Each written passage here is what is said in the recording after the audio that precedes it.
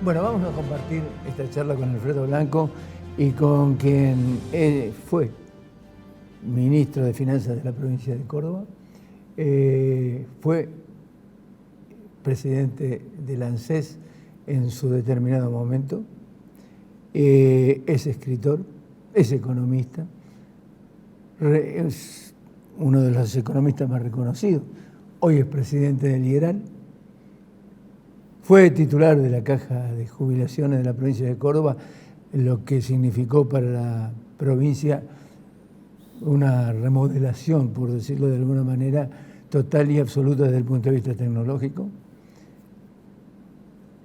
Se llama Osvaldo Giordano y está con nosotros. Osvaldo, ¿cómo te va? Muy bien, ¿cómo andan ustedes? ¿Cómo estás, Osvaldo? Acá estamos con el optimismo de Alfredo. Con el optimismo de Alfredo. Che, Osvaldo, ¿cómo estás viendo todo? A ver, coincido con las preocupaciones de Alfredo, estamos en un momento crítico, estos números de actividad económica son muy fuertes, si uno mira los niveles de ingresos es peor todavía, es decir, el nivel de salario, jubilación, estamos a niveles parecidos a la crisis del 2002, de manera que ahí hay buenos motivos para preocuparse. Hay un gobierno que, como nunca creo pasó en la Argentina, defiende el equilibrio fiscal con una énfasis y una convicción que nunca se vio. Yo creo que es un cambio importante y positivo para un país que tiene más de medio siglo de déficit fiscal sistemático. Y me parece que la cuestión se define en si esto deriva, digamos, en un proceso de transformación ambicioso, de cambiar la organización de la Argentina, bueno, algunos de los temas que hablamos en el libro de transformación del Estado, o nos quedamos en esto, y ahí sí comparto el pesimismo de Alfredo, ¿no? De que con esto solo vamos a un proceso de crisis sistemática, sino con esto solo no salimos, digamos, de la crisis. Por eso, lo de la ley que ustedes comentaban, bueno, creo que básicamente los problemas son de impericia en el manejo político, ¿no? de la implementación de las reformas. Ya falló, la otra vez falló por impericia y esta vez casi vuelve o está al borde, digamos, de fallar también por impericia. Creo que ahí el gobierno muestra una gran debilidad en la instrumentación, en llevar a la práctica estas ideas transformadoras. Si están buenos los títulos, pero después en la práctica falla en la instrumentación política, falla en la instrumentación práctica de gestión del Estado, es decir, todos los días cambia un funcionario, nunca se termina de consolidar los equipos, y creo, bueno, que la ley haya salido, o media sanción de la ley, es un dato positivo, porque bueno, por lo menos alguna lección se aprendió, se pudo lograr eso. Si eso se intensifica a futuro, creo que tenemos un escenario más optimista a futuro. Si eso no se consolida, estamos en problemas, creo que estamos en problemas. Osvaldo, bueno, uno nunca siente que es pesimista, ¿no? Siempre uno cree que es realista, pero te quería preguntar por una cuestión puntual, así que puede llamar la atención. Estamos con niveles salariales muy bajos. En general, en la Argentina, me podés corregir si me equivoco, los niveles salariales bajos se corresponden con tipo de cambio alto. Sin embargo, ahora tenemos esta particularidad, que hay algunos que dicen que el tipo de cambio está atrasado. Si uno mira la evolución del tipo de cambio multilateral que lleva el Banco Central, estaría atrasado respecto de 2015, digamos, de cuando se unificó el mercado cambiario, no más del 8 o 9%. Pero digo, muchos dicen, está atrasado el tipo de cambio, pero a su vez los niveles salariales están bajos. ¿Vos cómo crees que es esa relación?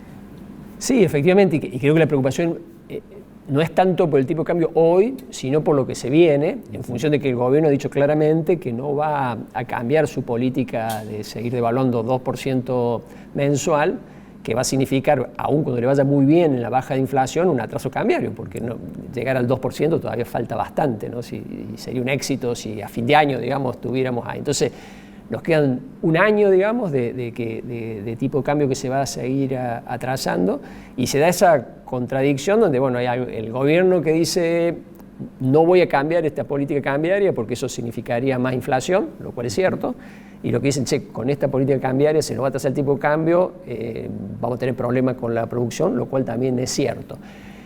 ¿Cómo se sale con eso? Yo creo que se sale acelerando las reformas. Es decir, si el gobierno fuera capaz de esto que dicen los títulos, llevarlo a la práctica, bueno, ahí podemos tolerar un tipo de cambio a este nivel o incluso más bajo. Es decir, este tipo de cambio con una reforma laboral bien hecha, con una reforma tributaria, bueno, no tengo más ingresos brutos, no tengo más retenciones, tengo mejores impuestos, tengo más crédito porque el Estado no se lleva todo el ahorro, sino que hay crédito, tengo mejor infraestructura, bueno, todos esos factores que sabemos que conspiran contra la competitividad se cambiaran y bueno, podemos tolerar ese tipo de cambio.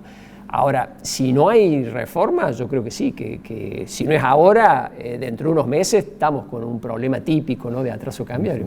Vos hablaste de ideas transformadoras de este gobierno y hablaste del superávit fiscal, pero se llega a un superávit fiscal con lo que comúnmente se dice contabilidad creativa, es decir, no pagándole a nadie. Base caja. Va haciendo, claro. Sí, si uno hiciera una auditoría como la que se hace en las empresas privadas a este superávit, el auditor no lo firma, porque dice, mira, claro, acá claro, estás acumulando juicios porque no estás pagando cosas que legalmente tenés que pagar, acá no le estás acumulando deuda porque, por ejemplo, a la generadora eléctrica no le estás pagando, estás posponiendo cosas, bueno, un montón de factores que hacen que esto sea poco sostenible, además de la cuestión que creo que Walfredo también la señalaste, de cuánto la gente aguanta esto, porque claro, el grueso del ajuste, 40% como mínimo baja el gasto, es jubilaciones y prestaciones sociales. Totalmente cierto eso, de todas maneras no deja de ser cierto lo importante que es que por primera vez, o en mucho tiempo, la Argentina tiene, digamos, como agenda tener el equilibrio fiscal. La clave es cómo transformamos este precario equilibrio fiscal en algo sustentable. Y allí, bueno, es clave las transformaciones. Y bueno, en lugar de equilibrar licuando jubilación, equilibrio cambiando el sistema previsional. En lugar de el equilibrio fiscal en base a muy malos impuestos, como el impuesto país, por ejemplo, o las retenciones, bueno, hago una reforma tributaria que me da ingresos más genuinos. Bueno, cada uno de estos factores que explican lo malo que es el ajuste fiscal se podría transformar en un equilibrio fiscal en base a un ordenamiento del Estado, una transformación del Estado. Ahí me lleva a lo mismo siempre, ¿no? Decir, bueno, este gobierno es capaz de llevar a la velocidad que se necesita estas transformaciones, ¿sí o no? Bueno, hasta ahora demostró poca capacidad de instrumentación en lo político por lo que pasó con el primer intento de la ley de base y ahora porque apenas, digamos, lo logró sacar, y en lo de gestión, es decir, en la gestión.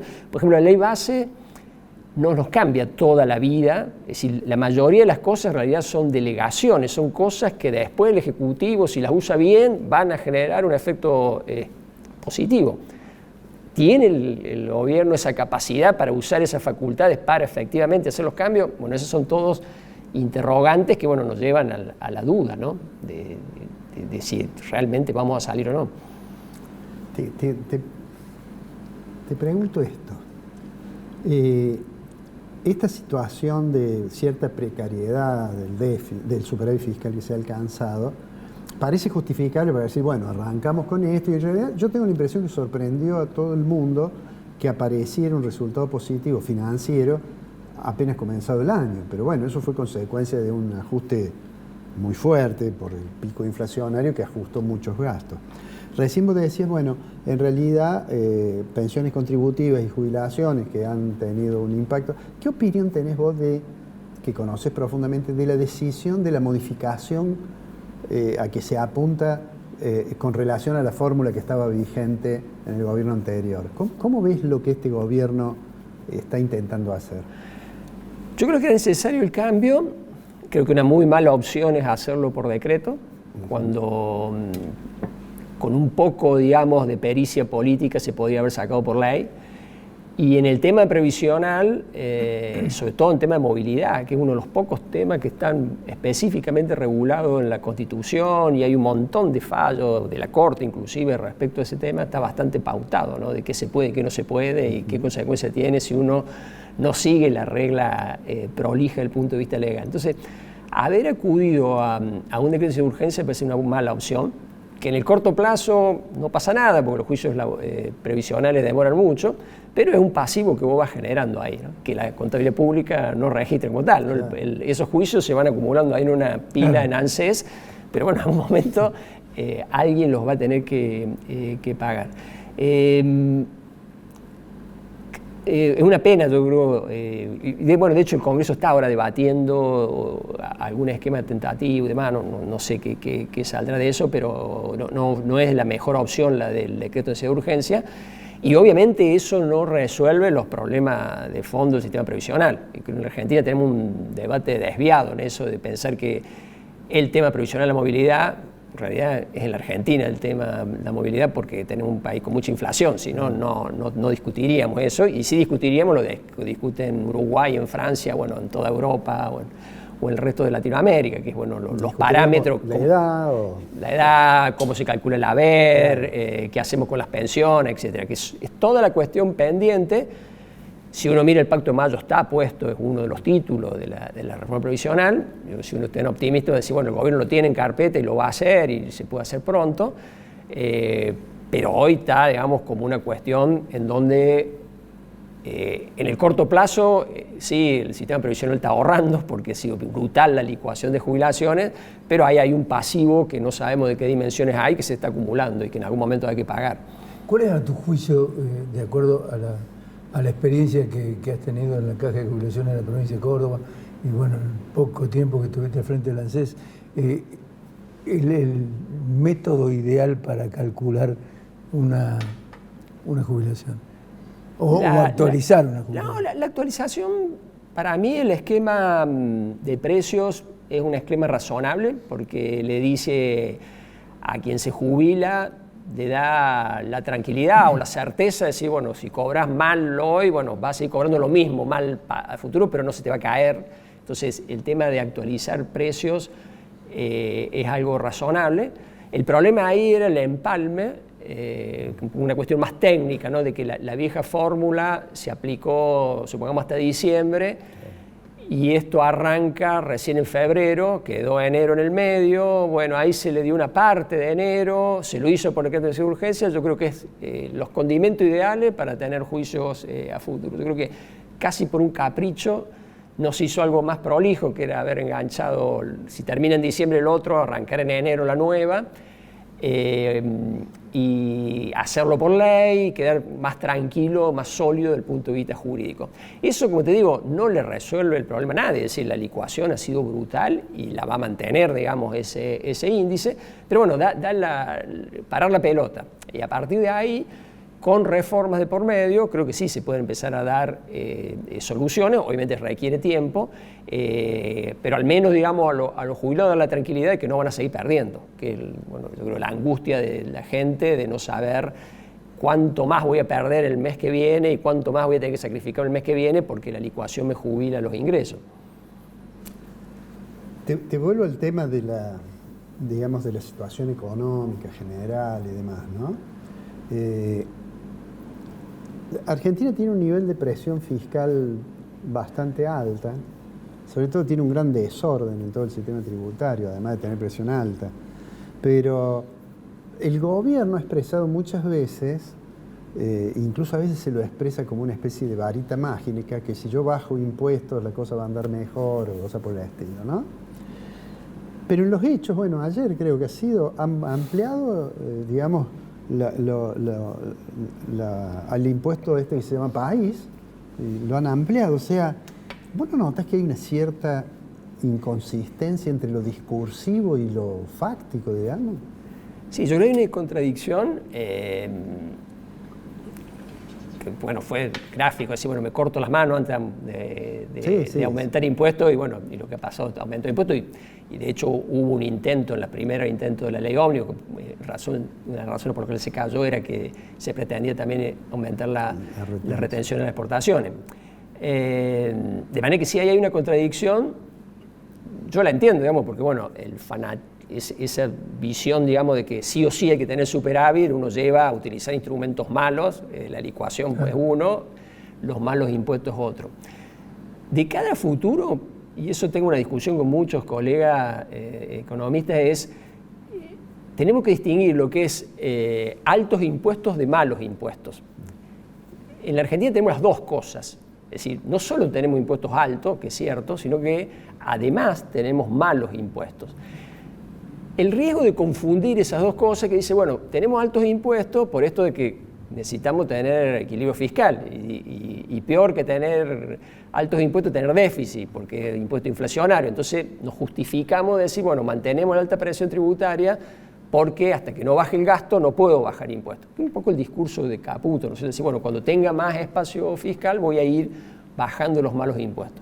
Yo creo incorrecto eso, porque uno puede ir corrigiendo los malos impuestos sin necesidad de bajar impuestos. Si yo puedo mantener la misma presión tributaria con impuestos de mejor calidad, y eso va a ser muy bueno para la economía, sin comprometer el equilibrio fiscal, sin necesidad de bajar gastos para recién bajar los impuestos. Y ahí creo que estamos perdiendo una oportunidad de no ir trabajando en que los buenos impuestos sustituyan a los malos impuestos. Nuevamente, en el pacto fiscal, en el pacto de mayo está escrito reforma tributaria, uno puede interpretar que lo van a hacer, lo quieren hacer o está propuesto a hacer. Pero en el mientras tanto está lo que vos decís, es decir, es bien contradictorio, y lo más grave, digamos, es esto de que, bueno, por tener equilibrio fiscal no solo mantenemos los malos impuestos, no solo mantenemos la alta presión tributaria, sino que además la aumentamos la presión tributaria. Y eso se paga, bueno, en recesión, esa es la verdad.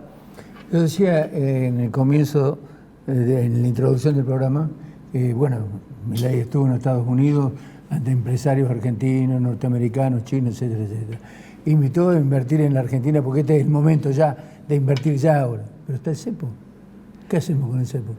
Exactamente. Si uno cree, bueno, todas estas reformas del Pacto Mayo se van a instrumentar, vamos a eliminar el cepo, vamos a poder repatriar utilidades, no va a estar mal el impuesto país, vamos a tener un sistema tributario mejor y más, sí, por supuesto que Argentina está barato y tiene muy buenas oportunidades para invertir. Pero falta todo eso, en lo cual, digo, este gobierno creo que como ningún otro lo ha planteado como agenda. Yo creo que eso es el aspecto positivo, es decir, con convicción el Estado tiene que estar equilibrado y con convicción ha planteado un montón de reformas.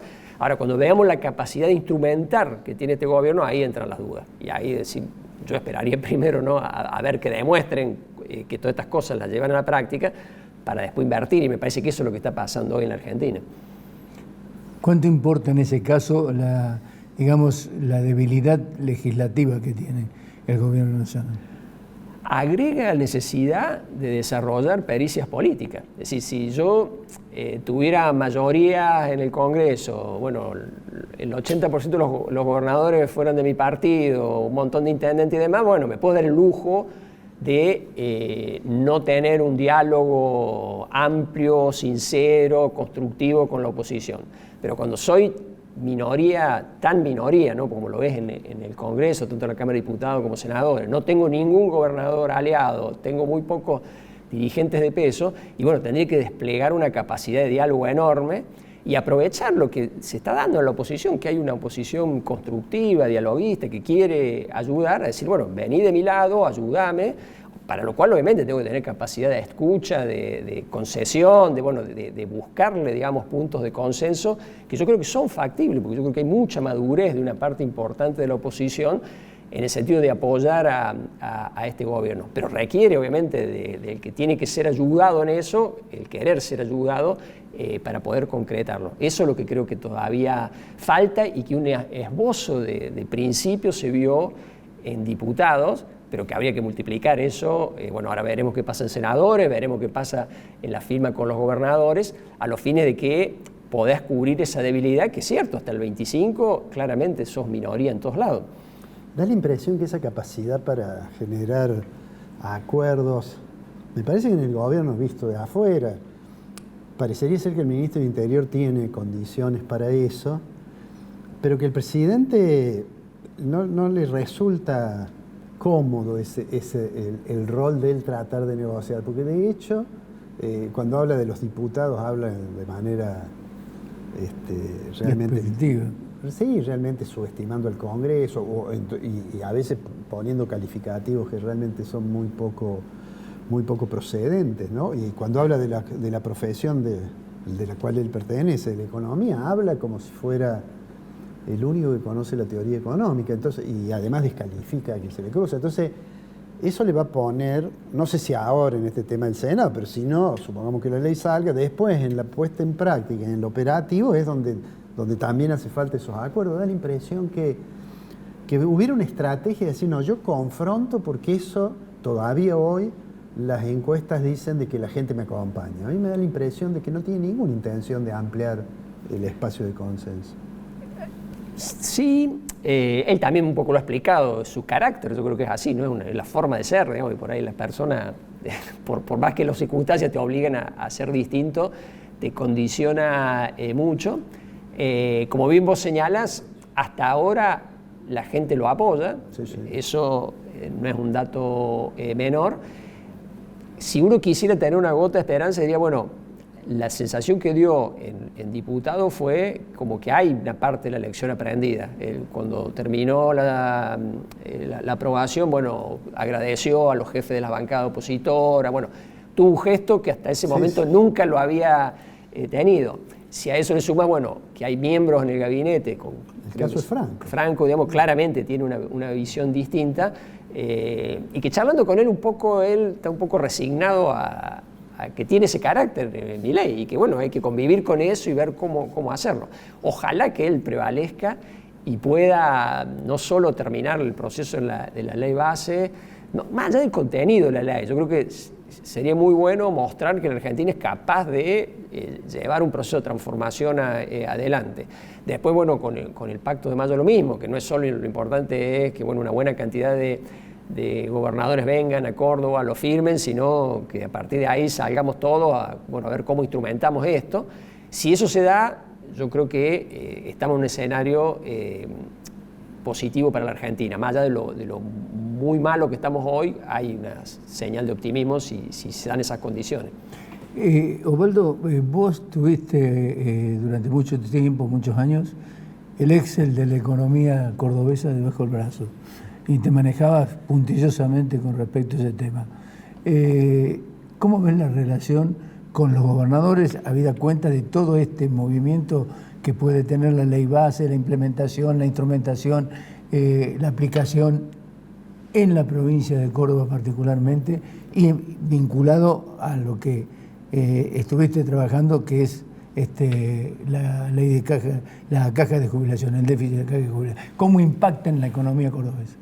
No, han sido todas malas para Córdoba, para todas las provincias, particularmente Córdoba, porque bueno, este clima recesivo para economías con un sector privado más dinámico que otras es más grave, porque se han caído brutalmente los ingresos. Es decir, la nación logra el superávit, en parte licuando gasto, en parte aumentando impuestos no coparticipables, que es el impuesto país y las retenciones que mejoraron también por la cosecha. Para las provincias es toda pérdida, porque los impuestos coparticipables caen brutalmente, y a eso se agrega provincias como Córdoba, que tienen caja de jubilaciones, la decisión arbitraria de la nación de no cumplir con la ley, con las transferencias. Entonces es un combo muy fuerte, que lo puede sobrevivir, lo puede soportar Córdoba, porque tenía una situación de equilibrio, tenía ahorros, lo va a poder enfrentar, pero no es sostenible tampoco en el tiempo. De ahí que es clave cambiar. La ley base tiene algunos aspectos positivos, mejoran los ingresos de las provincias, por ejemplo, el impuesto a los ingresos de las personas, el ex ganancia, es un impuesto coparticipable que había caído muchísimo, no por culpa de este gobierno, sino por la anterior reforma. Eso le va a devolver algo de recursos, y si la actividad económica llegó a su piso y empieza a recuperarse, bueno, ahí podrían empezar a encontrarse las soluciones, pero es un desafío muy grande el que tiene las provincias. Hablando de esto que decís de que se va nuevamente a poner a ganancia, un impuesto a los ingresos, como se llama en todos lados.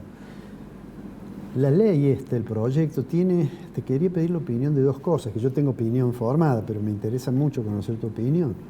Una es sobre el régimen de incentivo a las grandes inversiones y otra es sobre el blanqueo. ¿Qué visión tenés de esas dos cuestiones? Te digo, pues yo tengo una visión un poco negativa de las dos. Pero no. Yo también, digamos, yo creo que son propias de un país como la Argentina. Es decir, en un país normal a nadie se le ocurriría que periódicamente estemos hablando de blanqueos, moratorios y demás, porque decirle tonto a los que estuvieron en la legalidad.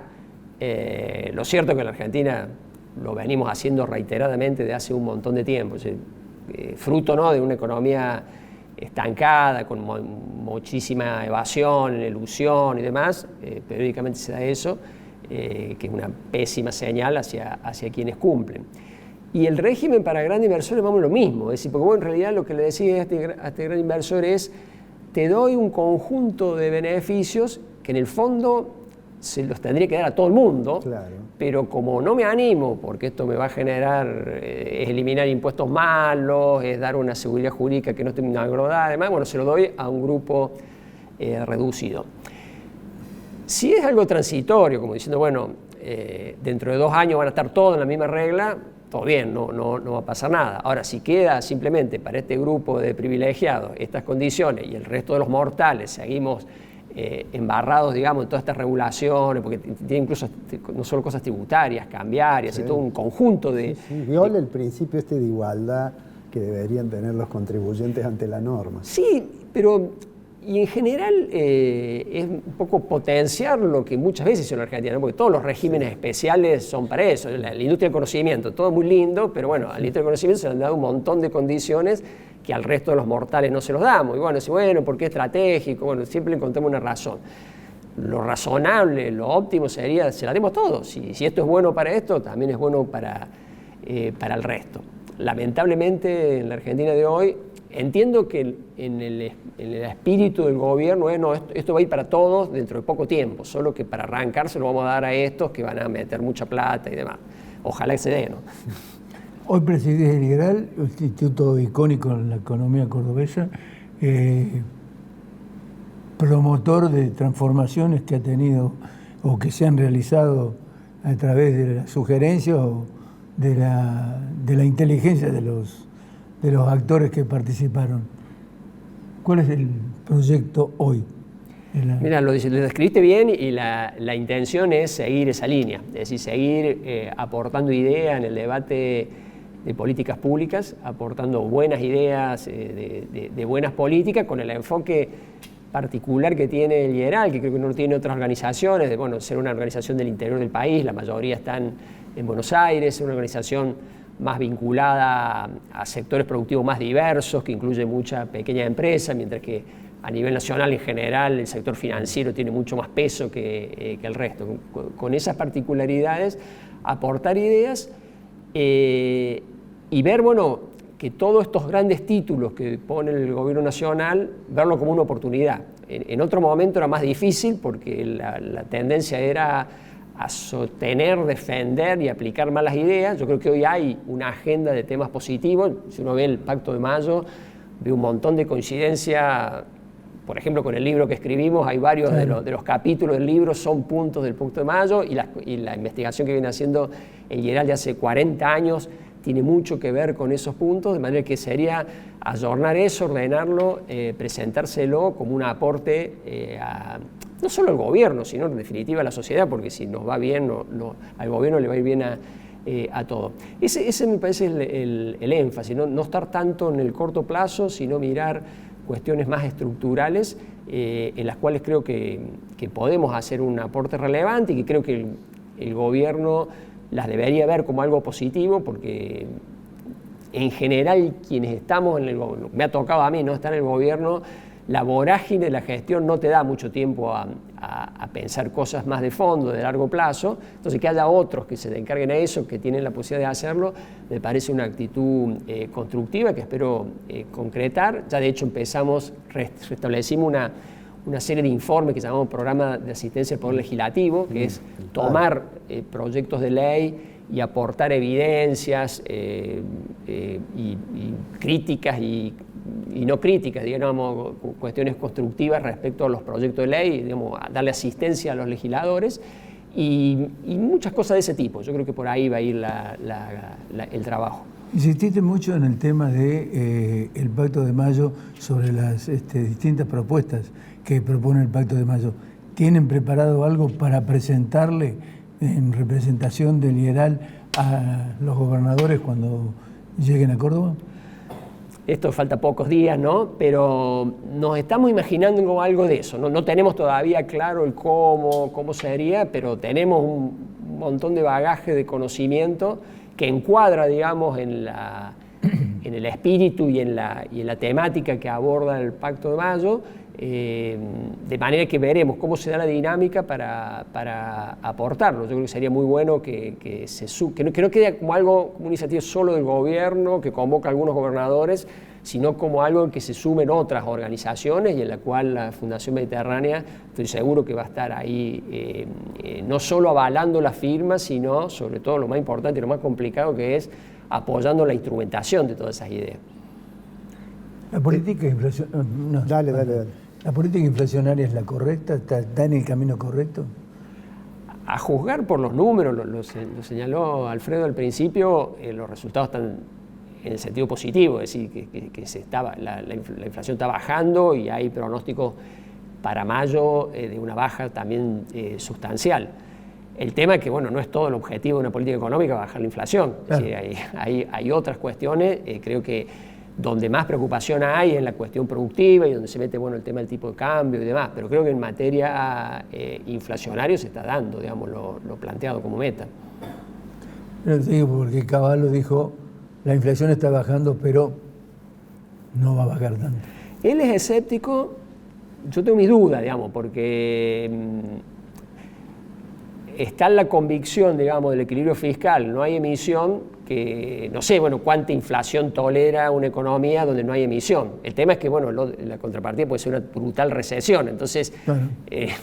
Le tengo más miedo, digamos, a la recesión, a que esto que la teoría, ¿no?, de que va a ser una B corta, sea una U o directamente sea una L, que no recuperemos, que a la cuestión de la inflación. Me parece que la inflación está dentro de lo previsto, si bien todavía quedan precios para recuperar, tarifa y demás, es algo que medianamente está saliendo. Yo creo que es más preocupante la cuestión de la actividad económica. Osvaldo, te vuelvo al tema del IERAL.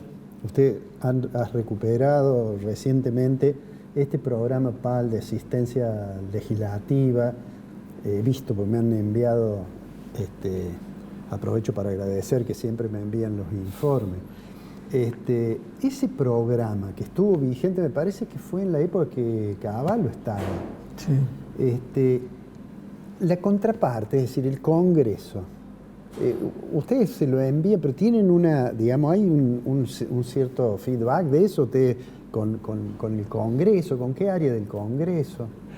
Mira, esto arrancó hace pocos días. Sí. La idea sí es visitarlo. Lo que pasa es que, bueno, el Congreso todavía ni siquiera están todas las comisiones armadas, con lo cual un poco, y bueno, estaban, sobre todo la Cámara de Diputados, muy enfrascados en el tema de la ley. No nos pareció pertinente aparecer en un momento que no era el más favorable. Pero sí, la intención es establecer un contacto, incluso para escuchar cómo los podemos ayudar mejor, porque por ahí hay cosas que a ellos les resulta más práctico o más útiles y nos podemos adaptar. Pero la experiencia pasada, donde yo estaba en el IERAL en ese momento, tengo el recuerdo, obviamente con algunos años menos, digamos, y un rol distinto, digamos, era casi pasante en ese momento, era muy positiva. Es decir, yo me recuerdo, era una alta valoración en general. Obviamente hay diputados que ni lo leen y otros que sí, o que les llaman más atención o que preguntan más.